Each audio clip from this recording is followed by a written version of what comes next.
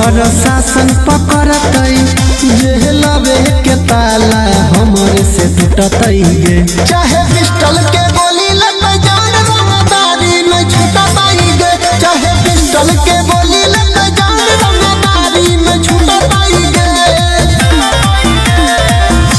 नेता विधायक हमारे देह खइला सब के जुटतई गे। चाहे पिस्टल के गोली लग जान रंगदारी में छूटतई गे। चाहे पिस्टल के गोली लग जान रंगदारी में छूटतई गे। Music by Arya Sharma. हमरे शोर चाहिए पता कर ली है खौफ चारों ओर चाहिए।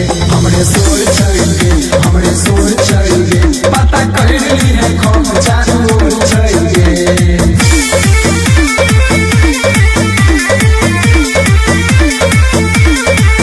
हमरा देखी अच्छा हाफै छै नाम सुन के थर थर कापै छै।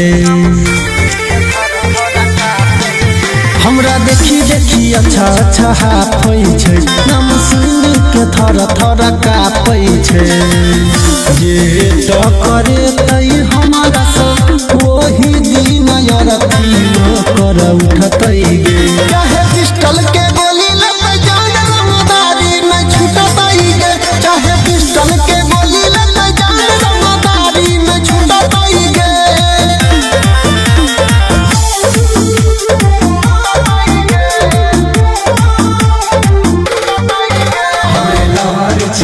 हमरे लहर चाहिए रंगदार नाम से जाने गाँव शहर चाहिए।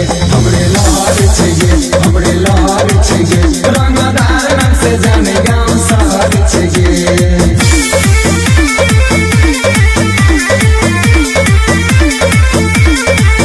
जब तक जिंदा रहबै तब तक राज करबै।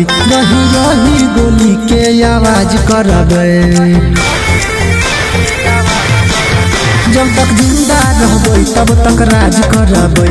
रही रही गोली के आवाज करबै। हमर आयुष से सुनै नील कहियो याद नहीं उठतई गे।